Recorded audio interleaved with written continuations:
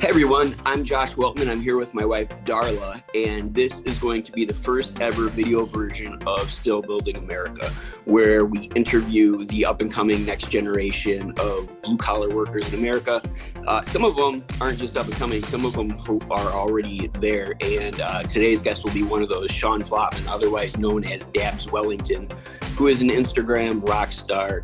He's been doing welding art for 10 plus years. He's been fabricating for 20 years. And recently he just started at the American Welding Academy outside of St. Louis. So I'm stoked to see what he thinks of going into this next chapter of his life. And we're excited to talk to Sean. And welcome Sean, otherwise known as Dabswellington from Instagram. I feel like that's your famous name, right? The only reason people know me. They'll be on your tombstone. It won't be Sean Flottmann. It'll be Dabswellington. Dabs rests here. Nice dab. Or the dab stopped here. Yeah, we're so glad that you're able to join us for this. For everybody watching, just to let you know, I'm here in Detroit, and Josh is in Maryland, and Sean is in Missouri. That's right. Yes, yeah. Thank you for having me. However unconventional this is, it seems to be working. Imagine that. A bunch of welders can figure out all this technology and still get things done. It's impressive. Absolutely. Yeah.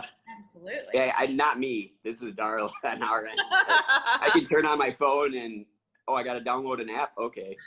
So, I clicked the link and turned on a fancy fireplace behind me, so, you know. Hey, it works. Yeah. You're awesome. The one thing, your video content is awesome. You do a really good job with that. That's something that I'm not so great at. Darla's trying to help me with it a little bit, but yeah, your stuff is on point. Turns out that my journalism career in high school is paying off, you know. Right. You know, I really thought that black and white photography was going to be my thing in high school. I had no idea that there was this digital thing coming across, you know, that just wiped all that out. None of us saw it coming. Yeah, I did drafting in high school, and I got mad when everything started going to AutoCAD. I was like, this is stupid. I want to draw stuff. And yeah. I did not see the future. Yeah. Well, hey, we're going to go ahead and shoot some questions your way. I'm sure Josh will interject on most of my questions, but that's all right. No, go ahead, fire away. Tell us a little bit about yourself, and, you know, be sure to include your current job, which is new and really new, like just started in the last 2 weeks. Yeah. A week ago. Yeah. A week ago. Yeah. Okay. This is my second Tuesday, so I'm very green. Woo! Jumping in head first, though. Yeah. Absolutely. We're excited about what you're doing. So tell us a little bit about you and that. Well, I stumbled into welding as a temporary. I just happened, I worked at a paper factory before that for just a hot minute, and they placed me somewhere else, and it happened to be in a grinding room. Oh. And they just did all the work for the good welders, you know. And they happened to do a ton of mirror finishing work, so none of those welders wanted to fix anything that the grinders had messed up. So I volunteered to fix all the mistakes, because nobody wants that job. Well, that was my only shoe-in to welding. So, you know, slowly as I learned how to do that, when welders would call in sick or miss, they'd let me kind of, squat at a table for a day or so. And eventually that translated into me having a full-time position. I worked there for another 10 years. My previous employer, Stork Fabricators, I was there for 9. At that first shop, I happened to work with a guy named Adam Holt. Adam Holt is the director of training at my new job, which is American Welding Academy. So it's very cool to see how life comes full circle on you. Yeah. He left there to start teaching and taught at a vocational program for 15 or 16 some odd years, and then was approached by Rob Knoll, the president of American Welding Academy, because he had taught Rob's son. And the impact that Adam had on Rob's son is what got his gears turning on creating a post-secondary welding environment that was lagging in Missouri. You know, there's a number of great facilities out there, But I mean, in the immediate area, and I mean, even abroad, there's pockets across the United States that have some incredible programs, but I mean, there's a deficit, and a lot of those programs have lengthy waiting lists and stuff. So there was an opportunity. I was supposed to be on a little sooner. Obviously, in their first year of operation, COVID has really, swept the legs out from underneath them, but they've kept things going. They were able to have their welding competition last year. We're planning our next one coming up on February 6th, if memory serves me correct. Cool. So things are still moving. Everything's a little tougher and a little more different. But I mean, compared to the last 20 years of my welding career, this has been like the most exciting week of my life. It's awesome. it's I saw great you doing. I saw you doing a little pipe welding and trying out some different. There's been some very humbling experiences. Welding does that. I learned almost completely, ass backwards. I learned TIG first, and then when I started at Stork, I had to work my way into a TIG table again. So I MIG'd for, I don't know, it was 9 months or something like that before the availability came up, seniority and all. And so I got pretty decent at MIG there. So it's kind of nice to be able to go in there and bust these students' chops, turn around and then tell them, well, hey, man, I've never done this. And then grab the torch and show them, that I'm proficient at a lot of processes that they don't even know how to begin yet. Right. But something that they're very fluent with, I am a complete novice, so it's really nice give and take, and it gives me the opportunity to share, but also be teachable from their, standpoint. So it's been really awesome. That was one of the most fun I had when I was teaching at Macomb. Was a couple of the students who were pretty good. We kind of set something up and try I remember one time it was like a vertical open butt joint on aluminum, and we were doing vertical TIG, and I was trying to do it left-handed and they were all doing it right-handed. We were just kind of having this competition to see who could get the best penetration and who could figure it out and dial into the machine and our movement, and it was a lot of fun. It doesn't take a lot of coercing to get a bunch of 19-year-old and 20-year-old guys to get a wee bit competitive. So yeah, exactly. It's a lot of fun, not only in the shop, but I mean, the camaraderie around the bend tester and stuff like that, just see them razzing each other all day long. But when it comes down to taking that bend test at the end of the day, everybody pulls together, and, there's a lot of riding on it for a lot of these guys. So, it's a lot of fun. And like I said, being green all over again is a good feeling, and it's reinvigorated my passion towards welding. It's like I'm staying late after all my work is done and working on walking the cup, and just things that had never been presented to me in any opportunity before. So I'm just taking that opportunity and running with it. That's awesome. Yeah, it's a lot of fun, really. So yeah, Sean, what is your training background then? All my training is on the job, and then I got specific certs for different jobs that we had. Most of the shops I worked at, although they made their own product, a lot of them were job shops as well. So, they took stuff from outside vendors. So, I mean, there were a couple of different jobs. I had to test out an X-ray for like the Corps of Engineers and stuff. But I mean, other than on the job training, just what I've picked up along the way, there's nothing formal. And I'm not a teacher at the school either. I'm promotion and recruiting. And, I do obviously have things that I can show them, but, the real meat and potatoes of the gig is done by the certified professionals. Awesome. Yeah, I can't imagine they get too upset when you go back there and you start welding with the students, though. There's something about, like you were saying, being reinvigorated, but going back in and learning a new process, along with, like, you have the experience of already having learned all these other processes. So for a student to watch you go through the learning process, knowing what you already know, I think that helps a student kind of catch on to things a little bit quicker. See, like, because I think learning is a skill too. So when you have somebody who's already done a lot of learning, going back to, you know, teaching, learning kind of thing, I don't know. I think it's good for the students. And learning the hard way, you know, the typical shop hand is, you know, 35 or 40. I mean, at my age, and not a lot of 35, 40-year-old factory workers are exactly keen to the idea of wasting their time to teach someone that, you know, in my position, a temporary, most of those guys are disposable. They're there 6 weeks anyway. So why are you going to waste the time? You know, Right. there was one guy, Jay March, in the shop that really took me under his wing and showed me the real important basics of TIG and just a couple subtle tricks and nuance that, you know, I mean,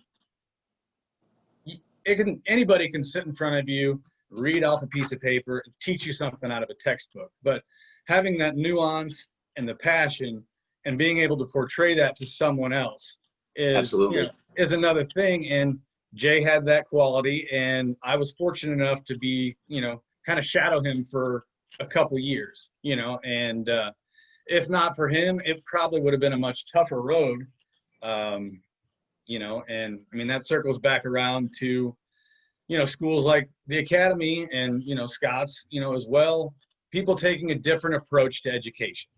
Absolutely. Know, not just marching cattle in one end and sticking prime on their ass on the way out. You know what I mean? Yeah, no more cookie cutter stuff. I think That's I right. think we have to mold how we show the next generation. Kind of we have to what am I trying to say? Like I don't know, evolve is the right word, but I think that when you get stubborn in the way you teach things, and a lot of times, like when you're through traditional school, we dealt with teachers who were stubborn in how they taught us, whether that was welding or English or whatever.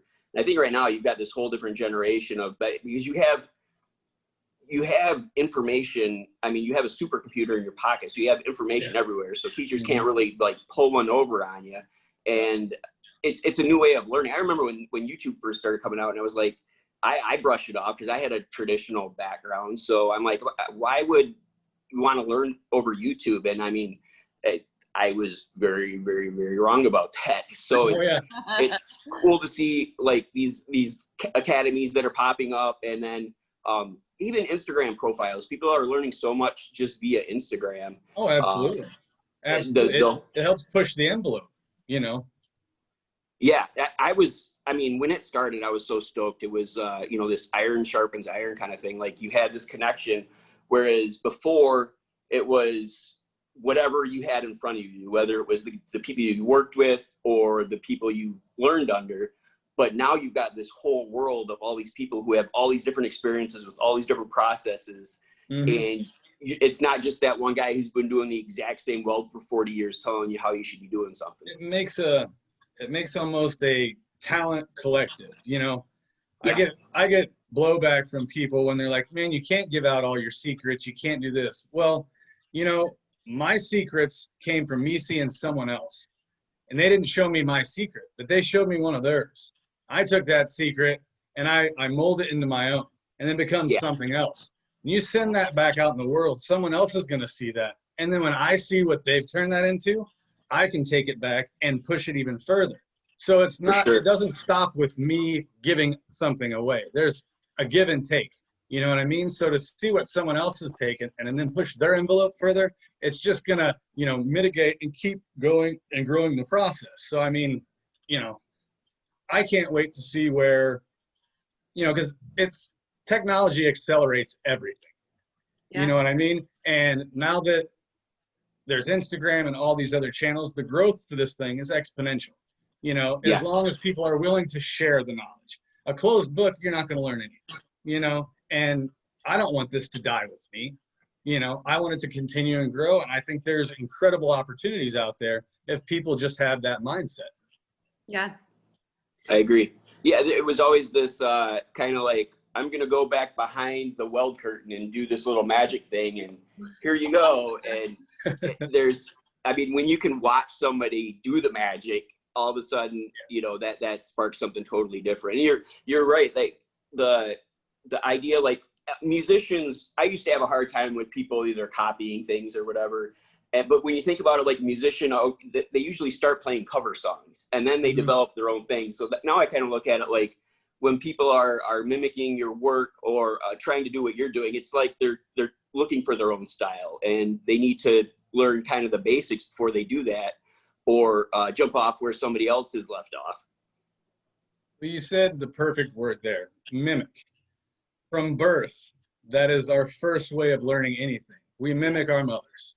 So, I mean, to take that out of the learning process just because you're a little older is asinine. I mean, that is how you learn. So, I mean, why turn your back on it? You know, it's just the most tried and true way of doing it. Take something, make it your own, you know. Absolutely. At least that's my thoughts, you know. And obviously you have such a distinct style, and love scrolling through your Instagram or just seeing your, you know, weekly or daily post of what you're doing. I know you're inspiring a lot of guys out there. So guys and girls, I should say. Well, it's hard to believe, but it's you know, it's pretty cool. So yeah, I'll take absolutely. It. So you mentioned the one gentleman who kind of took you under his wing at that first job. Do you have anyone else just in welding or life in general that has sort of influenced you or inspired you? From welding, I mean, honestly, I don't want to sound like a royal kiss ass here, but I mean, the first weld art I saw was some Josh's. So, I mean, I doubt I would have made that jump if it would not have been for seeing some of those. So, I mean, as far as a personal growth opportunity, there's a pretty big jumping off point. You know, I mean, a couple of my first ones were the Demon and the Hellcat. So, I mean, you know. Right on. Love it. Love it. Wonder where that's right. You know, so, I mean, and, you know, that's the most fun I have welding right now. So, I mean, and I told Josh that whenever we met at Fab Tech, you know, and I mean, we had conversations before that. Yeah. Because when I was doing those things, I reached out and was just like, hey, man, I hope you don't think I'm stepping on your toes or anything. And, you know, so, I mean, that was a big impact. And obviously it's taken the trajectory of my career into a whole different direction, you know. Yeah. I remember years welding in my garage. Nobody gave a crap what I was up to. You know? The internet. Yeah, it's a great thing, man. What a wonderful resource. I remember having that conversation. Sharing your work with me and him being really excited about what you were doing, because you were starting to take it in your own direction, doing something different from what he had been doing. So I remember him being really excited about it. Where'd your fire go? Sorry. Technical difficulties there. No, I mean, I remember having those conversations with you, and that means a lot to me, because then I see, I mean, your influence now has just like expanded that. Like each of us kind of sets this little seed, and, you know, a new tree grows, and now there's this whole forest of people. That's a really weird analogy, but now, you know, it's just kind of, there's so many more people doing this kind of thing now. Yeah. I mean, I used to get mocked for, oh, you're wasting argon, or you're wasting time, or, you know, you're just showing off or whatever. And now that's like, it's the thing. It's the thing to do. And I think that having something fun to get into helps with the fundamentals, because if you're bored and you don't like what you're doing, nothing else matters. You're not going to learn how you could learn or up to your potential. Yeah. You know, you can really, on flat artwork, you know, you can really focus on what your torch angle does to the puddle. You know, when you're moving forwards, backwards, because there's a lot of directions you're moving that you typically wouldn't in normal joints. You know what I mean? Yep. So, you know, it's always easy to adjust your torch angle because you're going to go this way and then this way. You know, and I mean, I've noticed a little difference on pipe this last week, so there might be an asterisk added there at some point. But yes, doing a 6G TIG is always fun. And see, there's something else I'm gonna do. I get to test out and get certificates along the way that I've never received. So, Awesome. you know, I'll be in there getting razzed by the guys taking bend tests too. So, you know, that's gonna be, so there's gonna be a lot of fun, humbling stuff going on. And, you know, your education doesn't have to be over just because you're 40. You know, I feel like I would like to think I learned just as much in the next 40 years about welding as I did in the first 40. You Heck know, yeah. Lord knows it wouldn't take much there. It was pretty slow learning for a while there. I get that. I think that's one of the best lessons I ever learned was from an instructor I had named Tom Soley. And I walked into class one day and it was a pipe welding class for Chrysler. It was a certification class. And he came up and I was a younger guy and I was excited about what I was doing. So those guys were excited when I came in because I wasn't the 40 or 50-year-old dude coming in just to, you know, get a week off work. And he's like, Josh, I got to show you something. And we were doing stick welding 6G pipe. And this girl from a plant in St. Louis who had only been welding for like 7 years had come up. And she showed him this different technique. And he was watching her weld and he went over there. He's like, what are you doing? And she showed him and he's like, wow, that really works. So because he wasn't, I mean, he'd been doing this for 40 some years. And because he was humble enough to take that opportunity to learn from that girl who'd been only doing it for a fraction of the time he had, I was able to learn something because then he could pass it on to me. There's a stubbornness that seemed to kind of pervade the field for a while, but I think now that everything's kind of out there and open, there's a lot more of there's more opportunity to learn, and you're not isolated anymore. So you're always getting bombarded with these new things to try.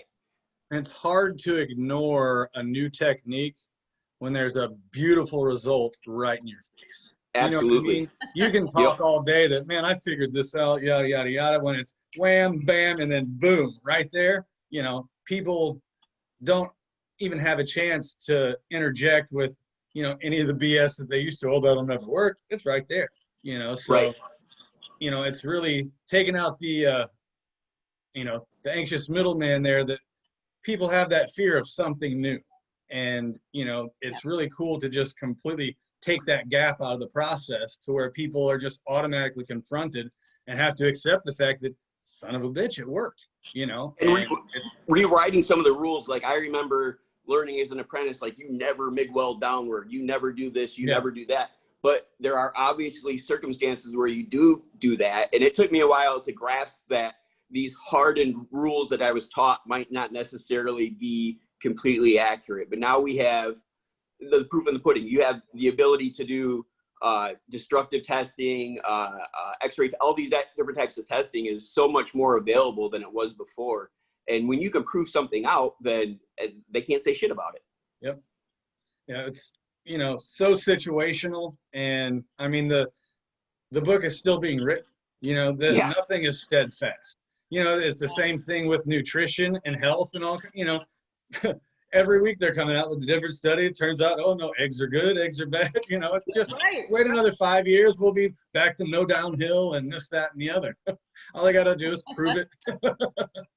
As long as I'll be good as if they come out and say that sugar will make you live forever, then I'll be good. Outside of that, I'm screwed. Well, you know, I'm sure they've got a crack team of scientists working on that one, but I will help fund them. Oh my goodness. So, Sean, do you have a favorite like welding project or something that you've done that you're most proud of in your welding career so far? Most proud of. I would imagine it would have to be probably one of the Shelby Mustang Cobras, only because I've done like 13 or 14 of them now. And, you know, it's each and every one, there's not a huge difference between each one, but there's a tiny little something that I changed just enough. You know, I find flaws in everything. My own work more than anyone's, you know what I mean? Yeah. Your own harshest critic. Right. Absolutely. And, no, my wife's my harshest critic, but you know, I get it. That's only because she knows what's going on in the inner monologue, you know? Yes. But, you know, just having the opportunity to do those over and over and really hone exactly what areas I thought could use a little improvement you know, not that I'm satisfied with where the last one was, but it's definitely, I have not had the opportunity to revisit as many of them to make the changes that I'd like to see the next time I get to it, you know? Oh, sure. So, Yeah. you know, That's cool. that one, only because I've got to address as many of the issues that I saw with the first one as possible. That's really cool. It's something you kind of keep building on and learning from then. Yeah, absolutely. So opposite of that, what has been the most challenging part of your welding career so far, or even a challenging project? I guess that would have been when I was working at Washington Metal. I helped make pieces for a big wagon wheel that's at the Herman Riverfront here in Missouri, and I was in way over my head. They sent me to another company to help work, and it was a good thing that I was, you know, very good at polishing and graining everything. Otherwise, I would have been of no use whatsoever on a project this size. So it was, you know, I was very grateful that I was able to make myself of use somehow and just not look like I was getting in the way.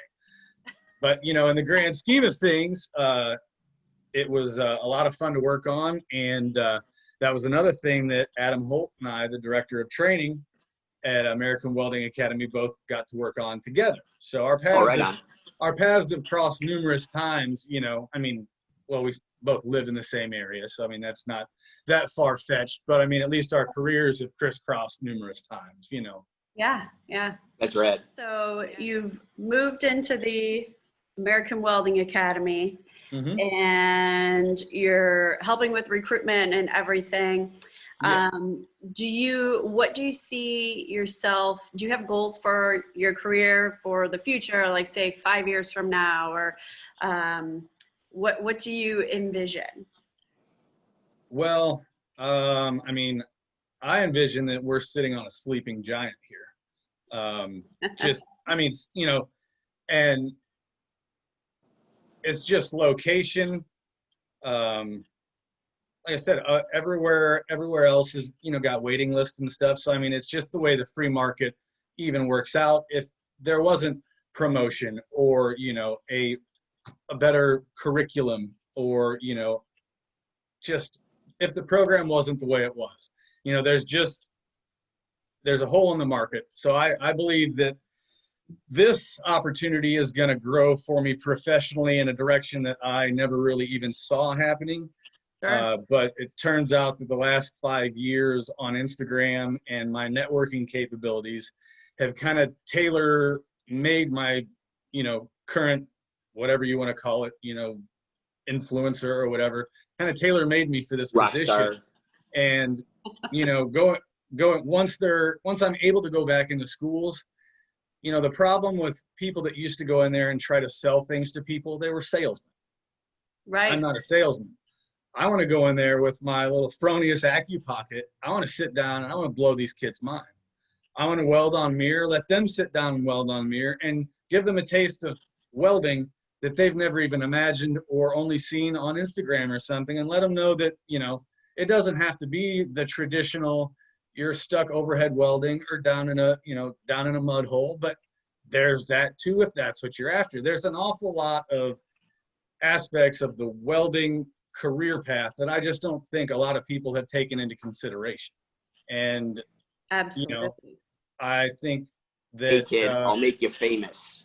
right? You know, but not even that. I'll make you passionate. You know, I was not interested in any of the things that guidance counselors and stuff were trying to shove down my throat, you know, and my path, I took the roundabout way, and obviously it worked out, but I would like to help garner the shortcut, make it easier and that's the big word, if that's what people are into, you know. I don't want to shove it down people's throat either, but I mean, I don't know about you, Josh, but the first time I saw a TIG welder fire up, I was like a moth to a flame and just like, I got to figure out what that is. And, Yeah. you know, it's been 20 years now, and I still have that same reaction when I find something about a welding process that I don't know about, you know, and that's what's great about this new opportunity, is that I get to fill the gaps in my training, and I get to help other people find their passion and start their career. And it frees up my evenings and weekends more than before. So I'll still get to focus on my artwork. And, you know, from where I'm sitting, it's a win-win, you know. Seems like a perfect situation for you to continue doing your art. And like, I've always envisioned the kind of the either teacher or working like at a school, what you're doing. I know it's not technically a teacher, but it's, you know, you're promoting the trades and you're doing it, you know, there's a certain, working with the school, there's a certain kind of schedule you have, and that's going to be, I think, really freeing for you as an artist. You'll be able to kind of tailor your time. And I mean, the stuff you're working on all day now is, you know, the stuff that you like. It's fun. So you're pushing that fun. And I think that's going to be really invigorating for you. It is great. You know, I've always gone into every situation with a positive attitude, but it's great to go into somewhere and not have to create that environment, but to get to amplify that environment. Yeah. I'm already walking in to a positive place, and I get to go in there and just amplify that. And like you said, the feedback loop is just one of a positive hum. I mean, the place is humming constantly, you know, and it's neat to be a part of, you know. That's rad. I'm stoked to see you pick up these different processes. I had a traditional training and had a background of working with a lot of guys who are really good in a lot of different fields. And I love all of it, man. And I think the more you dig into whether it's, I don't know if you've done much like pulse welding, like, you know, high temp MIG stuff, like somewhat. We did the process at work, but I mean, you know, I did very little of it, but I mean, it's definitely a fascinating process that absolutely has its place. And another process that old timers are not real hip to it yet, you know, that you can't do it that way. When in actuality, as far as, you know, penetration and metal deposition goes, it is pretty superior, you know. I like it. You were talking about the academy and different schools. I think an issue with secondary or post-secondary training schools and welding schools in particular is they have a history of like a teacher coming through that doesn't have a lot of experience in the field or only has experience doing one little thing. And then he finds a favorite student and is like, hey, you want to teach with me? And then you have this circle of people who don't really have a lot of experience.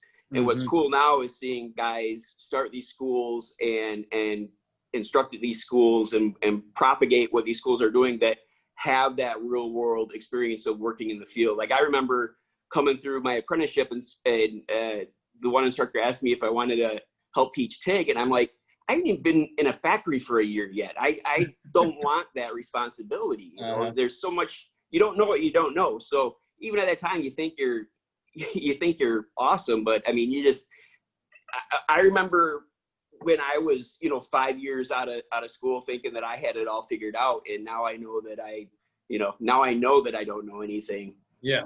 I think the older I get, the less I realize I know, you know, and that is exciting.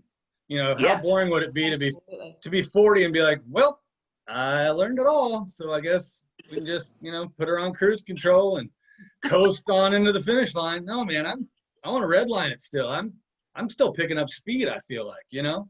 Yeah. For sure. Just to remind everybody who'll be checking out this video that you can find Sean on Instagram at Dabswellington.